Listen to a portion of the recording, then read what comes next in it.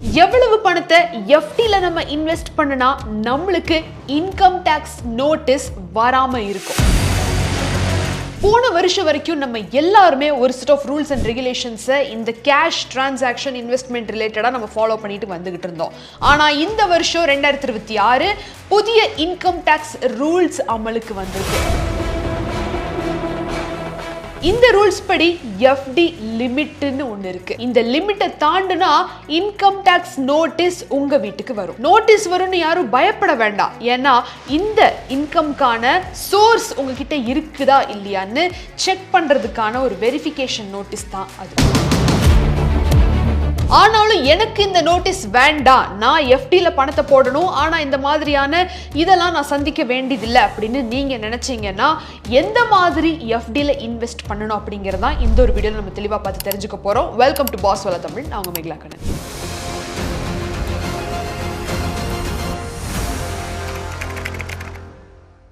April 1 2026 new income tax rules அமலுக்கு வந்த நாள்ல இருந்து நிறைய விஷயங்கள் மாறிக்கிட்டு வந்துகிட்டு இருக்கு. நம்ம யூபிஐல பண்ற பேமெண்ட்ஸ் ஆகட்டும், நம்ம எஃப்டில இன்வெஸ்ட் பண்றதாகட்டும், இல்ல நம்ம பேங்க் ஏடிஎம் ரிலேட்டட் எல்லாமே ஒரு சின்ன சின்ன அப்டேட் வெளியில வந்திருக்கு. அது இப்போ இம்ப்ளிமெண்ட் ஆயிட்டும் இருக்கு.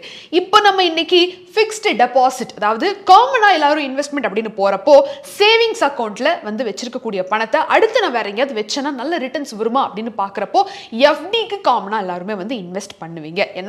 ஓகே, நம்மளுக்கு அது சேஃபா ஃபிக்ஸ்ட் ரிட்டர்ன்ஸ் குறிப்பிட்ட டென்யூருக்கு கொடுக்க போகுது அப்படிங்கிற அந்த ஒரு இதுல ஃபிக்ஸ்ட் டெபாசிட்ல இன்வெஸ்ட் பண்றீங்க. இப்போ இந்த ஃபிக்ஸ்ட் டெபாசிட்ல இன்வெஸ்ட் பண்றதுக்குமே நியூ இன்கம் டாக்ஸ் ரூல்ஸ்க்கு கீழே ஒரு லிமிட்டேஷன் வந்திருக்கு. புதிய டிடிஎஸ் ரூல்ஸ் வந்திருக்கு, ஃபார்ம் புதுசா வந்திருக்கு. இது எல்லாம் என்னென்ன அப்படிங்கறத ஒன் பை ஒன்னா நான் உங்களுக்கு எக்ஸ்பிளைன் பண்றேன். Point number 1, FD limit. என்ன இந்த லிமிட் அப்படின்னு பாத்தீங்கன்னா, ஒரு வருஷத்துக்கு உங்களோட எஃப்டி அக்கவுண்ட்ல 10 லட்சம் ரூபாய் மட்டும் தான் டெபாசிட் பண்ண முடியும், இன்கம் டாக்ஸ் நோட்டீஸ் வராம. 10 லட்சம் ரூபாய்க்கு மேல போச்சு அப்படின்னா உங்க வீட்டுக்கு இன்கம் டாக்ஸ் டிபார்ட்மெண்ட் நோட்டீஸ் அனுப்புவாங்க. என்ன நோட்டீஸ்? இது வந்தா ரொம்ப ஆபத்தோ, என்னோட இதுக்கெல்லாம் ஏதாவது பிரச்சனை வந்துருமோ அப்படின்னு நினைச்சீங்கன்னா எதுவுமே கிடையாது. உங்களோட 10 லட்சம் ரூபாய்க்கு மேல நீங்க டெபாசிட் பண்ணிருக்கக்கூடிய அந்த அமௌண்ட்டுக்கான ப்ரூஃப் சரியா இருக்குதா அப்படிங்கிற இன்வெஸ்டிகேஷன் ஃபர்ஸ்ட் அங்க போகும். இன்கம் டாக்ஸ் ஃபைல் பண்றவங்களா இருக்கிறீங்க அப்படின்னா எவ்வளவு இன்கம் கொடுத்துருக்கீங்க, எவ்வளவு இங்க அங்க போடுறதா சொல்லி இருக்கிறீங்க, அதுக்கு தகுந்த மாதிரி இங்க தான் இருக்கா அப்படின்னு ஓகே ஆயிடுச்சுன்னா எந்த விதமான பிரச்சனையும் இல்லை. ஒருவேளை நீங்க எஃப்டில போட்டிருக்கக்கூடிய அமௌண்ட்டுக்கு எந்த விதமான ப்ரூஃப் இல்லை, இன்கம் ப்ரூஃப் கிடையாது, இன்கம் டாக்ஸ் ஃபைல் பண்ணல அப்படிங்கிற பட்சத்தில் அதுக்கான பெனால்ட்டியும் அதுக்கான சார்ஜஸையும் அதுக்கு அடுத்தது நோட்டீஸ் அனுப்பிச்சதுக்கு அடுத்தது நீங்க எல்லாமே பே பண்ண வேண்டியிருக்கும். அதுதான் நடக்கும். பாயிண்ட் நம்பர் 2, எஃப்டி ஸ்ட்ராட்டஜின்னு ஒன்று இருக்குது. இதை நானே உங்ககிட்ட நிறைய பேர்த்துக்கிட்ட சொல்லியிருக்கேன். நான் சொன்ன மீனிங் என்ன அப்படின்னா, இப்போ நீங்கள் எஃப்டி பணத்தை ஒரே இதில் போடுறதை விட 4-5 இடத்துல போடுறப்போ உங்களுக்கு டிஐசிஜிசியோட 5 லட்சம் ரூபாய்க்கான இன்சூர்டு அமௌண்ட் உங்களுக்கு சேஃபாக இருக்கும். அதே மாதிரி உங்களோட எஃப்டியுமே நல்ல எஃப்டி லேடரிங் ஸ்கீமுக்கு கீழே நம்ம நல்ல ரிட்டர்ன்ஸை பெறுறதுக்கான ஒரு ஆப்ஷனாகவும் அது அமையும். லிக்விடிட்டியும் உங்களுக்கு அதிகமாக இருக்குன்ற மாதிரியான ஒரு சிஸ்டமேட்டிக் இன்வெஸ்ட்மெண்ட் பிளான்ல நம்ம அதை பேசியிருக்கிறோம். ஆனா இங்க சில பேர் அதை மிஸ் அண்டர்ஸ்டாண்ட் பண்ணியிருக்கீங்க. ஓகே, இன்கம் டாக்ஸ் நோட்டீஸ் வரக்கூடாது அப்படின்னா எஃப்டி பணத்தை ஒரு 7-8 பேங்க்ல பிரிச்சு போட்டோம்னா வராதுல்ல அப்படின்னு நினைச்சிருக்கீங்க. இன்னொரு விஷயத்தை நான் இப்போ திருப்பவும் கிளாரிஃபை பண்றேன். பேன் கார்டு அப்படிங்கிறது உங்களோட எல்லா இன்கம் ரிலேட்டட் உங்களோட எல்லா டிரான்சாக்ஷனையுமே ட்ராக் பண்ணக்கூடிய ஒரு விஷயம் தான். இப்போ எப்போ உங்களோட பேங்க்குக்கும் ஆதார் பேன் எல்லாம் லிங்க் ஆயிருக்கோ நீங்க பண்ற ஒரு டிரான்சாக்ஷனும் அரசாங்கத்துக்கு தெரிய வரும். அப்படி இருக்கிறப்ப நீங்க 20 லட்சத்தை ஒரே பேங்க்ல போட்டா தானே நோட்டீஸ் வரும். ஒரு லட்சத்தை 20 பேங்க்ல போட்டா அப்ப எங்க நோட்டீஸ் வரும் அப்படின்னு நீங்க நினைச்சீங்கன்னா உங்களுக்கு டிரான்சாக்ஷன் இவ்வளவு நடந்திருக்கு அப்படிங்கிறது அரசாங்கத்துக்கு தெரிஞ்சு ஒருவேளை இதுக்கான ப்ரூஃப் இல்லைன்றப்ப கூட உங்களுக்கு நோட்டீஸ் வர வாய்ப்பு இருக்கு. தயவு செஞ்சு அந்த மாதிரி மிஸ் அண்டர்ஸ்டாண்ட் பண்ணிக்காதீங்க. நான் சொன்னது with all the legal procedure, நீங்க உங்க பணத்தை எந்த மாதிரி செக்ரிகேட் பண்ணா எந்த மாதிரி ரிட்டர்ன்ஸ் வர வாய்ப்பு இருக்கு, அதிகமான ரிட்டர்ன்ஸை நம்ம இந்த மாதிரி ஸ்மார்ட்டா இன்வெஸ்ட் பண்ணி இது பண்ணலாம். நோட்டீஸ் உங்களுக்கு உங்களோட இன்கம் கரெக்டா இருக்கு, சோர்ஸ் கரெக்டா இருக்கு அப்படிங்கிற பட்சத்தில் உங்களுக்கு நோட்டீஸ் கண்டிப்பா வராது. அவங்க இன்வெஸ்டிகேஷன் செஷன்லயே அது கிளியர் ஆயிரும். ஸோ அதை தயவு செஞ்சு மைண்ட்ல வச்சுக்கோங்க. இதுகிட்ட இருந்து இந்த டாக்ஸ் நோட்டீஸ் கிட்ட இருந்து தப்பிக்கிறதுக்காக நம்ம வந்து நம்மளோட எஃப்டி பணத்தை டைவர்சிஃபை பண்ணணும் அப்படிங்கிறது கிடையாது. இப்போவும் சொல்றேன். பாயிண்ட் நம்பர் 3, டிடிஎஸ்ல ஒரு மிகப்பெரிய மாற்றம் வந்திருக்கு. இப்போ வந்து எஃப்டில பணத்தை போட்டிருக்கீங்க, ஒரு வருஷத்துக்கு இவ்வளவுக்கு மேல வட்டி வந்துச்சு, வட்டியை நீங்க வாங்குறீங்க அப்படின்னா அந்த பணத்துக்கு டிடிஎஸ் பிடிப்போம் அப்படின்னு சொல்லி ஒரு ரூல் இருந்தது. ஸோ அதை நான் இன்னும் கிளியரா சொல்லணும் அப்படின்னா, இதுக்கு முன்னாடி இந்த நியூ இன்கம் டாக்ஸ்க்கு முன்னாடி ஓல்டு ரூல் என்னன்னு பாத்தீங்கன்னா, ஒரு வருஷத்துக்கு 10% டிடிஎஸ் வந்து எஃப்டி இன்ட்ரெஸ்ட்ல பிடிப்பாங்க. விச் மீன்ஸ் உங்களோட வட்டி பணம் வருஷத்துக்கு 40,000 தாண்டுது அப்படின்னா அதுல 10% டிடிஎஸ் வந்து பிடிப்பாங்க. சீனியர் சிட்டிசன்ஸுக்கு வருஷத்துக்கு 50,000க்கு மேல அந்த ஒரு வட்டி பணம் தாண்டுச்சு அப்படின்னா 10% அதுல இருந்து பிடிப்பாங்க. இது ஓல்டு ரூல். இப்போ இது என்ன பண்ணிருக்காங்கன்னா, இந்த த்ரெஷோல்ட வந்து இன்க்ரீஸ் பண்ணிக்கிறாங்க. which means ஒரு வருஷத்துக்கு 1 லட்சம் ரூபாய்க்கு மேல போச்சு உங்களோட எஃப்டி இன்ட்ரெஸ்ட் அப்படின்னா மட்டும்தான் டிடிஎஸ் பிடிப்பாங்க. இப்போ உங்களுக்கு இந்த ரூல் கிளியரா இருக்கும். ஒரு விஷயம் நான் என்ன நோட்டீஸ் பண்ணிக்கிறேன் அப்படின்னா, நம்மளோட வியூவர்ஸ்ல நிறைய பேர் பிசினஸ் பண்றவங்க இருக்கீங்க. அண்ட் யூசுவலி இவங்க பண்ணக்கூடிய ஒரு காமன் மிஸ்டேக் என்ன அப்படிங்கறத நான் சொல்றேன். அவங்க பிரச்சனையே டாக்ஸ் தான் அப்படின்னு நினைக்கிறாங்க. எஃப்டி பிளானிங் எல்லாம் ஒரு பெரிய பிரச்சனைப்பா அப்படின்னு நினைக்கிறாங்க. பட் ஆனா ஒரு ரியாலிட்டி என்னன்னு பாத்தீங்கன்னா, உங்களோட பணம் அங்கேயும் எங்கேயும் ஸ்டக் ஆகல, உங்களோட பிசினஸ்லயே தான் தேங்கி நிக்குது. ஏன்னா உங்களோட இன்வென்ட்ரி சரியா மேனேஜ் பண்ணப்படாத காரணத்தினால. ஃபார் எக்ஸாம்பிள், என்னென்ன நடக்குது அப்படிங்கிற ஒரு ப்ராப்பர் டிரான்ஸ்பரன்சி விசிபிலிட்டி இருக்காது. போகாத சரக்கெல்லாம் இன்னும் அதிகமா வாங்கி போட்டுக்கிட்டே இருப்பாங்க, அது உங்களுக்கு தெரிய வராது. என்னென்ன மாதிரி முதல்ல வாங்கணும் அப்படிங்கிற ஒரு பர்ச்சேஸ் டீடைல்ஸ் உங்களுக்கு தெரிய வராம இருக்க வாய்ப்பு இருக்கு.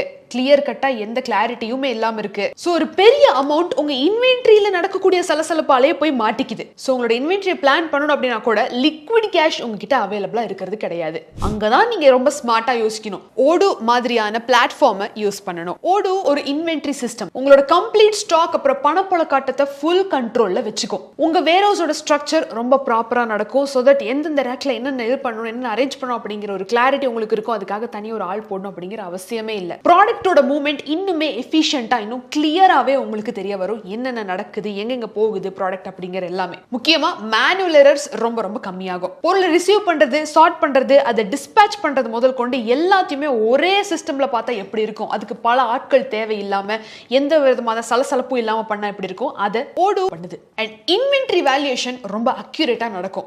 FIFO, LIFO மாதிரியான நிறைய விஷயங்களை வந்து இந்த மெத்தட்ஸை பயன்படுத்தி இவங்க இதை ரொம்ப இன்னும் கிளியர் கட்டா கொண்டு வராங்க. சோ தட் உங்களோட ஸ்டாக்கோட வர்த் என்ன அப்படிங்கிறது உங்களுக்கு ஆக்சுவலா தெரிய வரும். அண்ட் இன்னொரு முக்கியமான விஷயம், உங்க ஸ்டாக்கை ரியல் டைம்ல ட்ராக்கும் பண்றாங்க. அண்ட் ஒரு ப்ராடக்ட்டும் ஃபுல்லி ட்ரேசபிள். ஸ்டார்டிங் ப்ராடக்ட் வாங்குறதுல இருந்து ஃபைனல் சேல் வரைக்கும். அண்ட் ஆபரேஷன்ஸ் இன்னும் ஃபாஸ்டா ரொம்ப ஸ்மூதா முடியும். ஏன்னா பார்கோட் ஸ்கேனிங்னு இன்னும் நிறைய விதமான ஈஸியான ஸ்மார்ட் டெக்னாலஜியால நம்ம வந்து நம்மளோட இது எல்லாத்தையுமே அக்யூரேட்டா நம்ம தெரிஞ்சுக்க முடியும் பிசினஸ்ல என்ன நடந்துகிட்டு இருக்கு அப்படின்னு. சோ எல்லாத்தையுமே அசியூம் பண்ணி பண்ணி பண்ணி பண்ணி இது ஆக வாய்ப்பு இருக்கு, அப்படி ஆக வாய்ப்பு இருக்கு அப்படின்னு நம்ம நினைச்சுக்கிட்டே இதுக்கு பணத்தை லூஸ் பண்ணிக்கிறத விட ஒரு கிளாரிட்டியோட பிசினஸ் பண்ணா அதுவுமே லாபகரமா தான் முடியும். அண்ட் முக்கியமா இன்எஃபிஷியன்சிஸ் அண்ட் லாஸஸை கட்டுப்படுத்த முடியும். சோ உங்களோட ஃபைனான்ஷியல் பிளானிங்கை மேம்படுத்துறதுக்கு இந்த மாதிரி தான் நீங்க யோசிக்க வேண்டியிருக்கு. சோ ஓடோவை பத்தி நிறைய தெரிஞ்சுக்கணும் அப்படின்னா இப்போ டிஸ்கிரிப்ஷன்ல லிங்க் இருக்கு, செக் பண்ணி பாருங்க. மாசம் ஒரு 550 ரூபாய் சப்ஸ்கிரிப்ஷன்ல ஓடோட எல்லா அப்ளிகேஷனுமே உங்களுக்கு கிடைக்கும், செக் பண்ணி பாருங்க. சோ அடுத்த பாயிண்ட், இந்த எஃப்டி பண்றப்போ நம்ம வந்து டிடிஎஸ் ரீஃபண்ட் பெறதுக்கு, நம்ம டாக்ஸ் ஃபைல் பண்ற டைம்ல நம்ம டாக்ஸ் வந்து மணியை ரீஃபண்ட் பெறதுக்கு வந்து ஃபார்ம் சப்மிட் பண்ணுவோம் இல்லையா? Form 15G, form 15H. 15G வந்து ஜெனரல் சிட்டிசனுக்கு, 15H வந்து சீனியர் சிட்டிசன்ஸ்க்கு. எப்பெல்லாம் அவங்களோட எஃப்டி இன்ட்ரெஸ்ட்ல இருந்து டிடிஎஸ் பிடிக்கப்பட்டிருக்கோ அந்த ஒரு பணத்தையுமே சேர்த்து, ஓகே நீங்க கட்ட வேண்டிய இன்கம் டாக்ஸ் வந்து அந்த டிடிஎஸ் விட கம்மி தான், சோ நீங்க தான் எனக்கு திருப்பி கொடுக்கணும் அப்படின்னு நம்ம வந்து ரீஃபண்ட் வாங்குவோம் இல்லையா? அதுக்கு நீங்க என்னென்ன ஃபார்ம் ஃபில் பண்ணணும் அப்படிங்கிறது ஃபார்ம் 15H, ஃபார்ம் 15Gன்னு ரெண்டு இருந்துச்சு. சீனியர் சிட்டிசன்ஸ்க்கு தனியா, ஜெனரல் சிட்டிசன்ஸ்க்கு தனியா. இப்போ 2026 ஏப்ரல் 1ஆம் தேதி நியூ இன்கம் டாக்ஸ் ரூல்ஸ் படி ஃபார்ம் 121 இருந்தா போதும். ஜெனரல் சிட்டிசன் ஆகட்டும், சீனியர் சிட்டிசன் ஆகட்டும், ஃபார்ம் 121 இருந்தா மட்டுமே போதும். இதை வந்து இன்னும் சிம்பிளிஃபை பண்ணி அந்த ஒரு டிடிஎஸ் ப்ராசஸ், ரீஃபண்ட் ப்ராசஸ் நம்ம பண்ணி கொடுப்போம் அப்படிங்கறதையும் அறிவிச்சிருக்காங்க. ஆனா இங்க நம்மள நிறைய பேர்த்தோட ப்ராப்ளம் என்ன தெரியுங்களா? நிறைய பேருக்கு டிடிஎஸ்னா என்னன்னே தெரியாது. Tax deducted at source. உங்களுக்கு ஆல்ரெடி உங்க கைக்கு பணம் வரதுக்கு முன்னாடி அவங்க புடிச்சுக்கிட்டு டாக்ஸை புடிச்சுக்கிட்டு தான் உங்ககிட்ட பணத்தை கொடுப்பாங்க. இதை நிறைய பேர் கிளைம் பண்றது கிடையாது. இதை நிறைய பேர் இன்கம் டாக்ஸ் ஃபைல் பண்றப்போ நோட் பண்றதும் கிடையாது. சோ தயவு செஞ்சு உங்களோட டிடிஎஸ் எங்கெல்லாம் டிடக்ட் ஆகுது, உங்க லிமிட் தாண்டி தாண்டுது அப்படிங்கிற பட்சத்தில் டிடிஎஸ் கண்டிப்பாக டிடெக்ட் ஆகும். ஸோ லிமிட் என்ன அப்படிங்கிறது இன்னைக்கு நீங்கள் தெரிஞ்சுக்கிட்டு இருந்திருப்பீங்க. தயவு செஞ்சு இதெல்லாம் ஞாபகம் வச்சுக்கோங்க. இன்கம் டேக்ஸ் ஃபைல் பண்ணுறப்போ இந்த மாதிரியான சில பல விஷயங்களை நீங்கள் பயன்படுத்தினாதான் உங்களுக்கான ரீஃபண்ட் உங்களுக்கு வந்து கிடைக்கும். ஸோ இந்த ஃபார்மை எப்போ சப்மிட் பண்ணணும் அப்படிங்கிறதுமே இருக்குது. நீங்கள் ஏப்ரல் மாதத்துக்குள்ளே சப்மிட் பண்ணிட்டீங்க அப்படின்னா உங்களுக்கு பெருசாக டிலே ஆகாது. அப்படிலாம் ஐடிஆர் ஃபைல் பண்ணுற டைமில் தான் இதை நீங்கள் வந்து ரீஃபண்ட் அதெல்லாம் பண்ண வேண்டியதாக இருக்கும். ஸோ எவ்ரி இயர் ஏப்ரலுக்குள்ளே நீங்கள் சப்மிட் பண்ணிடுறது நல்லது. அண்ட் இன்னொன்று மல்டி பேங்க் ரூல்னு ஒன்று இருக்குது. ஃபார் எக்ஸாம்பிள் உங்களோட எஃப்டியை 4 பேங்க்ல பிரித்து போட்டிருக்கீங்க. 4 பேங்க்லையுமே அந்த லிமிட் தாண்டி இருக்கு. டிடிஎஸ் கண்டிப்பாக வந்து டிடெக்ட் பண்ணப்படும் அப்படின்னு ஏதாவது நீங்கள் நினைக்கிறீங்க, இல்லை அந்த ஃபார்மை ஃபில் பண்ண வேண்டிய கட்டாயம் வருது அப்படின்னா ஒரு பேங்க்ல கொடுத்தா போதுமே அப்படின்னு கிடையாது. எஸ்பிஐல வச்சிருக்கீங்கன்னா அங்கே கொடுக்க வேண்டி இருக்கு அப்படின்னா அங்கேயும் நீங்கள் கொடுக்கணும். இந்த பக்கம் ஹெச்டிஎஃப்சியில் இருக்கு அப்படின்னா அங்கேயும் கொடுக்கணும். இந்த பக்கம் ஆக்சிஸ்ல இருக்குன்னா ஸோ எந்தெந்த பேங்க்லலாம் எஃப்டியை போட்டு நீங்கள் இது பண்ணுறீங்களோ அங்கெல்லாம் நீங்கள் சப்மிட் பண்ண வேண்டியிருக்கும். ஆனால் நீங்கள் இந்த இதை மறந்துட்டீங்க அப்படின்னா, ஒருவேளை இந்த ஃபார்மை சப்மிட் பண்ணுறதுக்கு மறந்துட்டீங்க அப்படின்னா உங்கள் டிடிஎஸ் வந்து திரும்ப வராது, நோட்டிஃபை பண்ணப்படாது. ஸோ ஐடிஆர் ஃபைல் பண்ணுற டைமில் தான் வந்து ரீஃபண்ட் பண்ணப்படும். இதையுமே ஞாபகம் வச்சுக்கோங்க. ஸோ இன்னைக்கு வீடியோவில் எஃப்டி லிமிட் என்ன, எவ்வளவு தாண்டினா உங்களுக்கு இன்கம் டேக்ஸ் நோட்டீஸ் வரும், அந்த இன்கம் டேக்ஸ் நோட்டீஸ் என்ன, இந்த நோட்டீஸ் மூலியமா நீங்கள் என்ன மாதிரியான பெனால்ட்டி சார்ஜஸ் எல்லாம் கட்ட வேண்டி இருக்கோ பதட்டப்பட வேண்டியதில்லை. உங்களோட பேங்க்ல இருக்கக்கூடிய எஃப்டியை நீங்கள் எந்த மாதிரி டைவர்சிஃபை பண்ணும், அதில் இருக்கக்கூடிய மிஸ் அண்டர்ஸ்டாண்டிங் என்ன அப்படிங்கிறது முதல் கொண்டு நான் கிளாரிஃபை பண்ணியிருக்கேன். குறிப்பிட்டு ஃபார்ம் 21 என்ன, அதை எப்போ நீங்கள் சப்மிட் பண்ணணும், அது எந்த மாதிரி ஒர்க் ஆகும் அப்படிங்கிறது நீங்கள் தெரிஞ்சுக்கிட்டு இருந்திருப்பீங்க. இந்த வீடியோ உங்களுக்கு யூஸ்ஃபுல்லாக இருக்குது அப்படின்னா கண்டிப்பாக காமெண்ட் செக்ஷனில் தெரியப்படுத்துங்க, நிறைய பேர்கிட்ட ஷேர் பண்ணுங்க. மீண்டும் ஒரு சுவாரஸ்யமான பகுதியில் உங்களை நான் வந்து சந்திக்கிறேன். நன்றி. பிராண்ட் பார்ட்னர்ஷிப் மற்றும் அட்வர்டைசிங் என்கொயரிஸ்க்கு brand@bosswala.com என்ற இமெயில் ஐடிக்கோ அல்லது 9108014192 என்ற வாட்ஸ்அப் எண்ணை தொடர்பு கொள்ளலாம். Bosswala. Be the boss.